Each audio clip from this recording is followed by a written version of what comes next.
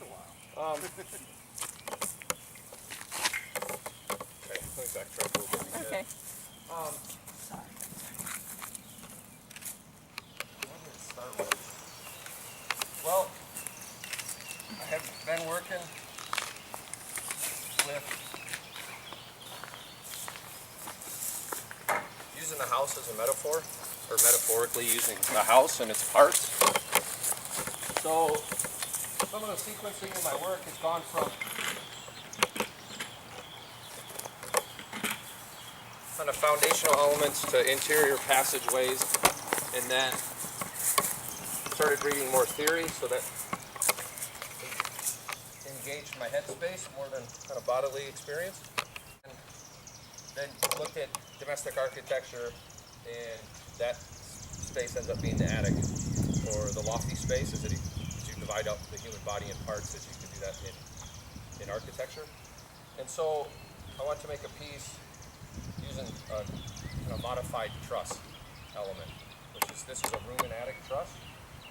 And so how that works metaphorically, right, this is a space where we occupy all these memories, and this engaging memory in that way. And so that's where it started. I know trusses from, I built houses for a dozen years in Michigan before I went to grad school. And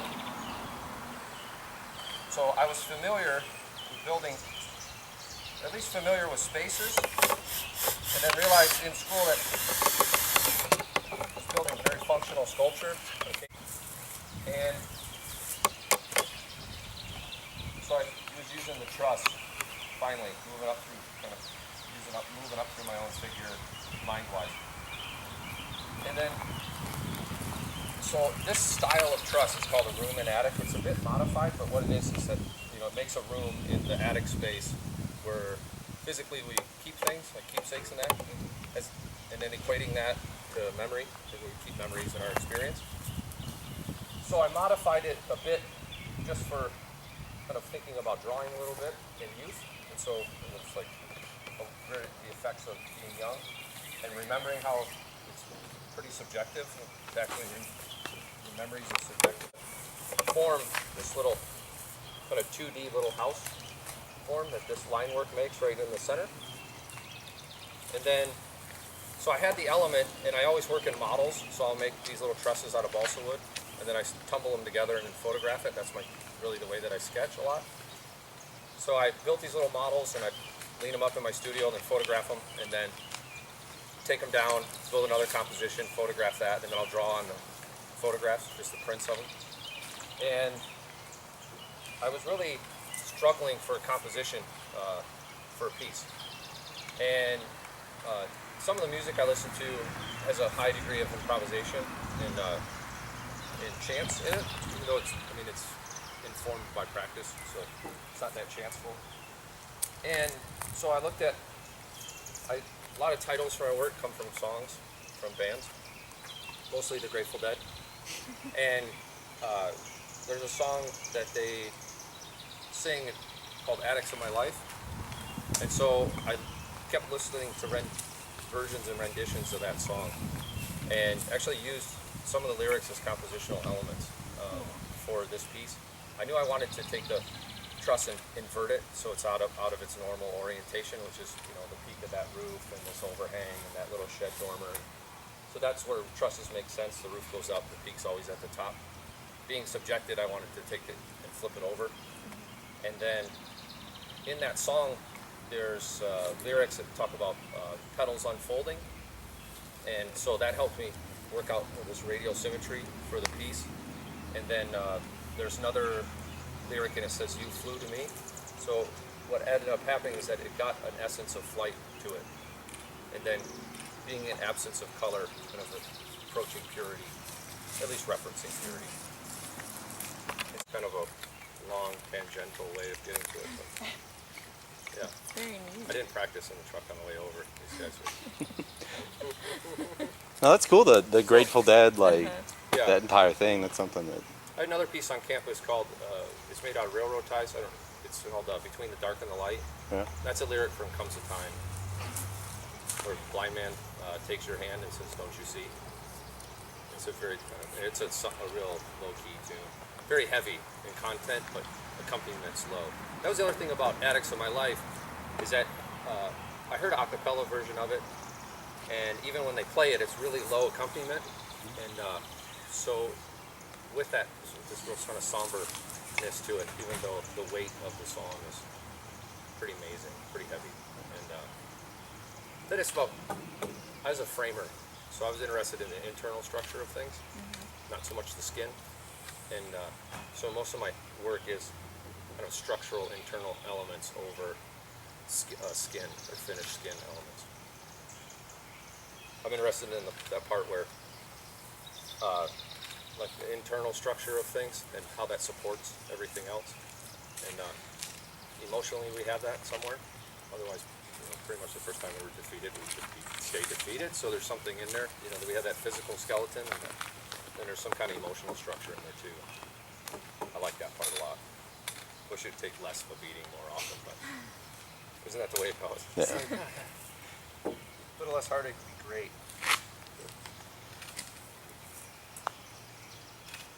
What emotions do you viewer? Woo!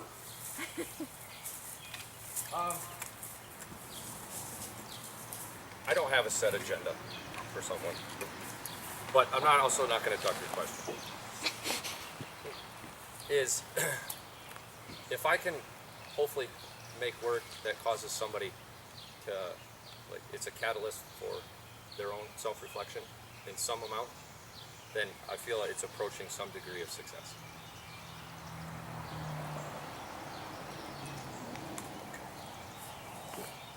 I don't want to do the art thing. Well, I have no purpose behind what I make, right? Come on, man. Those are some of the most interesting pieces, though. You made it. It must be something.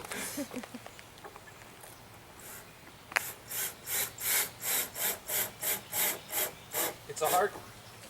That's a hard question. I mean, right? It's a hard question, anyways. But is that I've heard what a lot of people think or experience of this piece, and so then that gets into my own belief about the effectiveness of the piece. And so, wait a minute, is that what I'm saying? Or is that what Zach said? No, wait, I made it, Right. but it's not. I made it, and then enough. But yeah, well, I feel less. Give me a podium, right, and a little light. Watch me sweat. To have the work in the city is, and not at a. I mean, it's really in the community, not in an area divided out where you have sculpture at and then everyone lives around it or some other place or you have to travel there. It's right in the community. And then in finding out today about the docents are people Students that from live, Culver, students that live in the community, then right, then they get to take partial ownership of it. They're building a sculpture too. Like they're making one in the shadow. Oh, killer! Mhm. Good. The other I could build half of these our and put them team's in my over yard, but I mean that's the nature of public work. Is that most work. I mean, for me, it's in the construction, and then in the idea, and then in the construction of it, and then as soon as I'm done with it, here it's for everybody else now. I don't need to build a museum to myself. My mom does that. The site for a specific purpose. Yeah, headspace. Yep. When I looked through, it was really, that map that you guys had was really helpful. And the photographs, so you can see it from the road and kind of get an idea. And then I Google mapped it too to look. And yeah, some of them were harder. It would have to be behind the pad where I saw them. There was a corner spot. I submitted 2 different sculptures. I think the corner spot is that spot. I think so. And it was a large kind of timber thing that went straight up in the air, but it was a wedge. So, Haney's Corner, I did a lot of research on Haney's Corner. So what'd you find out?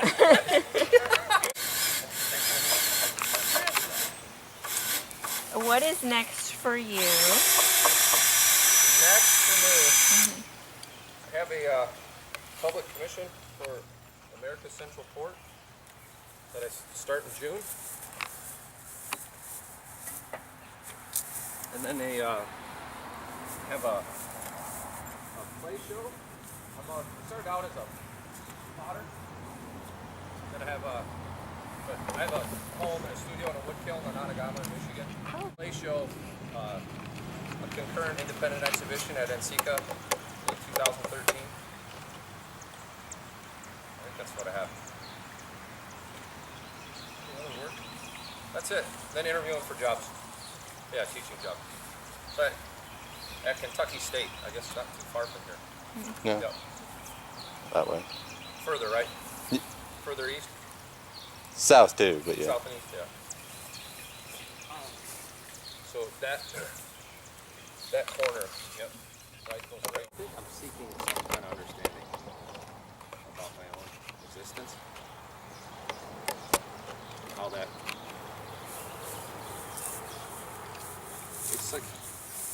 it's a conversation, and making visual art for me is a thing that links me to someone in a way that it otherwise wouldn't have happened. So I'm a humanist, so some collective thing that happens there. So, I have my engagement with this object or the idea. I tend to make objects, and then a viewer will have their engagement with it, and that falls into some kind of commonality. I like that a lot. Yeah. But if you like it. I do. But it's a tactile medium. Wood is. It's real familiar to us. So it happens, but you not to climb on it. Okay. Yep. We have to put signs out in front of the pieces, so we just want to make sure that they, Yeah. viewers don't harm the sculpture. Yeah. I like that since it's part of the community that they take some ownership of it, because it's not really mine. Right? If it was in my yard, I could really call it mine. I just happen to make this thing that's now out for other people. Anything else is always my question. I don't know. Yeah.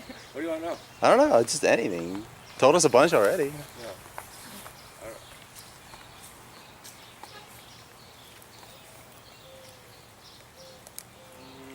I don't know. That's fine. That's a good. There must be something in there. Yeah.